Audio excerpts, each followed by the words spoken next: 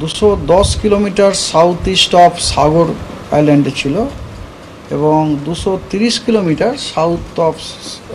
South east of Canning ছিল এবং 11:30টার সময় যে উইন্ড স্পিড ছিল around the centre of the system ওটা ছিল আপনার 95 থেকে 105 কিলোমিটার পার আওয়ার, গাস্টিংয়ে 115 কিলোমিটার পার আওয়ার। এবং ওই সময় যে এটা ফোরকাস্ট আছে যে সিস্টেমটি এখনও প্রায় উত্তর দিকেই মুভ করবে এবং ইন্টেন্সিফাই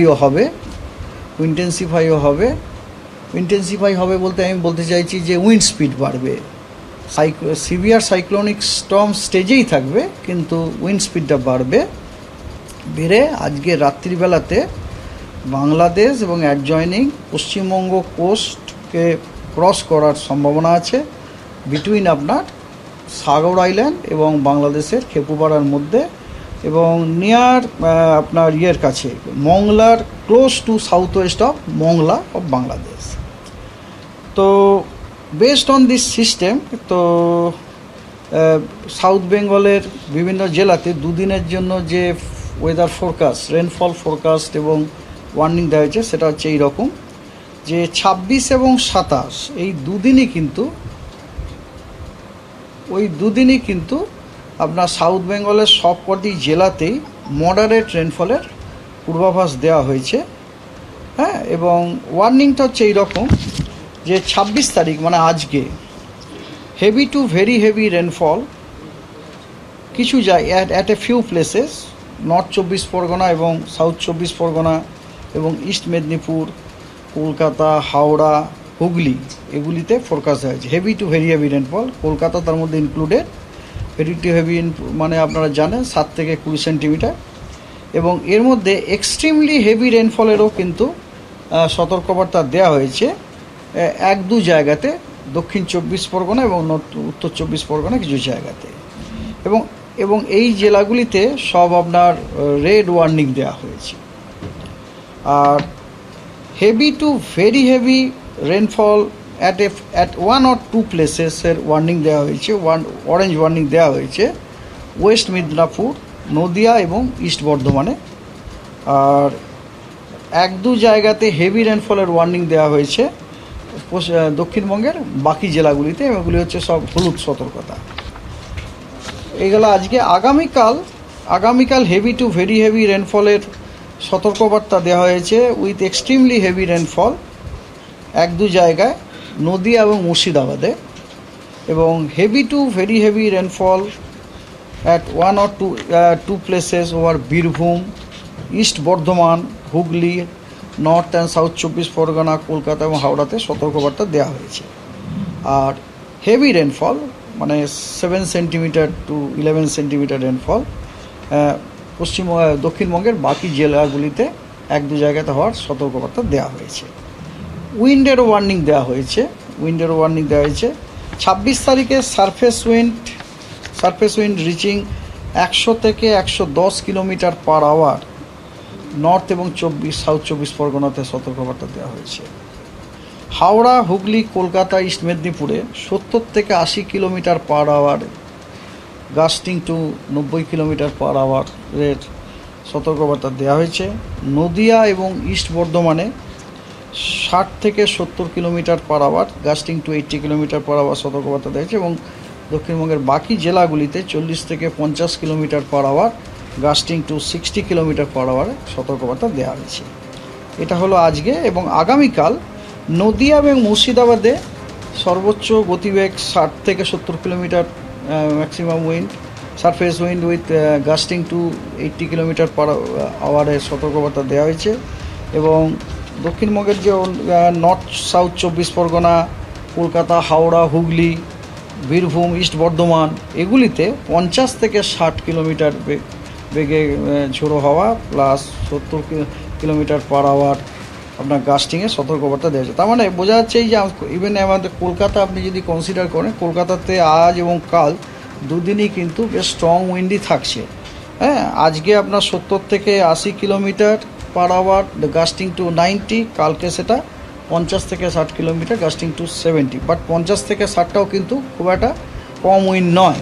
ঠিক আছে না? তো আর নর্থ বেঙ্গলের ওয়ার্নিংটা হচ্ছে এইরকম।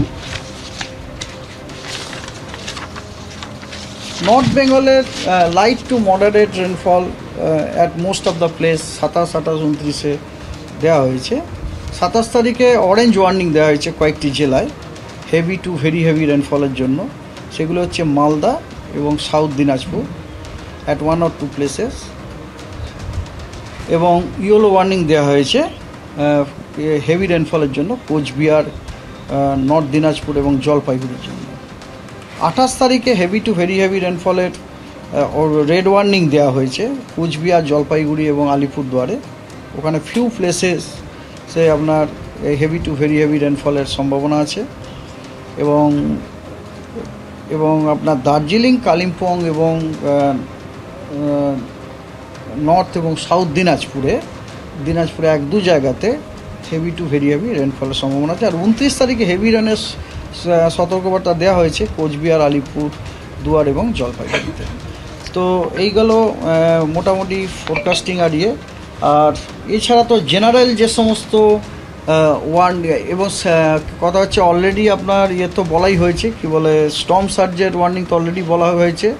ওটা একই আছে যেটা প্রথম দিকে বলছে 1 metre above astronomical tide over our West Bengal coast. এবং যে বিভিন্ন রকম ইম্প্যাক্ট সেগুলো আমরা আগেও বলেছি এবং আপনারা চাইলে আমি আজও আবার রিপিট করতে পারি, তবে ইট রিমেন্স সেম অ্যাজ সাচ।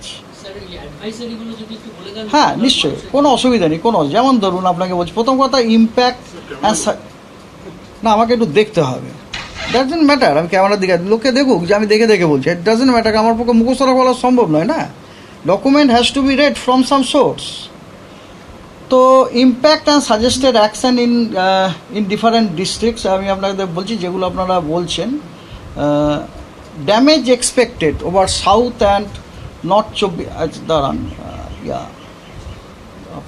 আপনি যেটা জানতে চাইছেন, হ্যাঁ এখান থেকেই ফিশারম্যানের জন্য অলরেডি ওয়ার্নিং আমরা দিয়েছি, সেটা আপনাদের সাথে আমরা অলরেডি ডিসকাস করেছি যে 23 তারিখ থেকেই ফিশারম্যানকে ওয়ার্নিং দেওয়া হয়েছে এবং তাদেরকে বলা হয়েছে 27 তারিখ পর্যন্ত কোনো রকম সিতে তারা ভেঞ্চার করতে যাবে না। এবং পোর্ট ওয়ার্নিংও দেওয়া হয়েছে। হ্যাঁ, কিপ ওয়েস্টেড GD8 বলে at Hooghly port and sectional signal 1 at Sagar island, এগুলো পোর্ট ওয়ার্নিংও দেওয়া হয়েছে। এবং কি ড্যামেজ এক্সপেক্টেড সেগুলো আপনাদের আমি বলি। সাউথ এবং নর্থ 24 পরগনা এগুলো আমরা অথরিটিকে অলরেডি জানিয়ে দিয়েছি। সেগুলো হচ্ছে সাউথ 24 পরগনা এবং north 24 Pargana, Howrah, Hooghly, Kolkata district of West Bengal, আমাদের কলকাতাও কিন্তু এর মধ্যে আছে।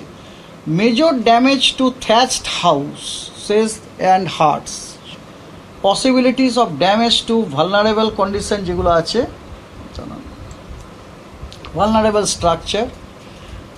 তারপরে আপনার আনঅ্যাটাচ মেটাল, যেটা খুব ডেঞ্জারাস ব্যাপার। হঠাৎ করে ধরুন একটা টিন উড়ে গেল, উড়ে গিয়ে অন্য কারোর হাতে পড়লো বা কোথাও বলে, কিন্তু ভয়ঙ্কর রকম ক্ষয়ক্ষতি হয়ে থেকে থাকে ওইটা। তারপরে গাছের ডাল ভেঙে পড়া, গাছ উপড়ে পড়া। তারপরে মেজর ড্যামেজ হচ্ছে আপনার ব্যানানা এবং কালকে যেটা আপনাদের বলেছেন কলা এবং পেঁপে গাছের। ডেড লাইমস মানে যে সমস্ত ডালগুলো মরা সেগুলো উড়ে যেতে পারে, এরকম সম্ভাবনা আছে। তারপরে আপনার power and communication line damage হওয়ার যথেষ্ট সময় due to breaking of branches. গাছের ডাল ভেঙে পড়ে অনেক সময় পাওয়ার অ্যান্ড কমিউনিকেশান লাইনের ড্যামেজ হতে পারে।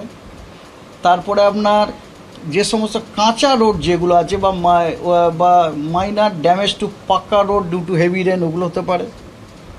আচ্ছা, প্যাডি ক্রপস যেগুলো আছে সেখানেও আপনার ড্যামেজ হওয়ার সম্ভাবনা আছে। হর্টিকালচার ক্রপস অ্যান্ড অর্কিডসে সবথেকে বলতে, যেহেতু আপনার স্টর্ম সার্জ হওয়ার সম্ভাবনা আছে, সেই জন্য ইনান্ডেশনের একটা চান্স আছে লো লাইং এরিয়াস এবং লোকালাইজড একটা ফ্লাডিং হতে পারে।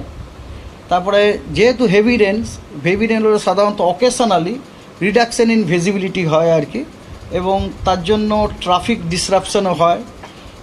ওয়াটার লগিং, স্কোয়ালি উইন্ড এসবের সম্ভাবনা আছে। এবং কতগুলো সাজেশন দেওয়া হয়েছে অথরিটিকে। সেই সাজেশনগুলি হচ্ছে total suspension of fishing operation, সেটা মনে হয় অলরেডি শুরু হয়ে গেছে, সেটা মনে হয় ইমপ্লিমেন্টেড অলরেডি হয়ে গেছে।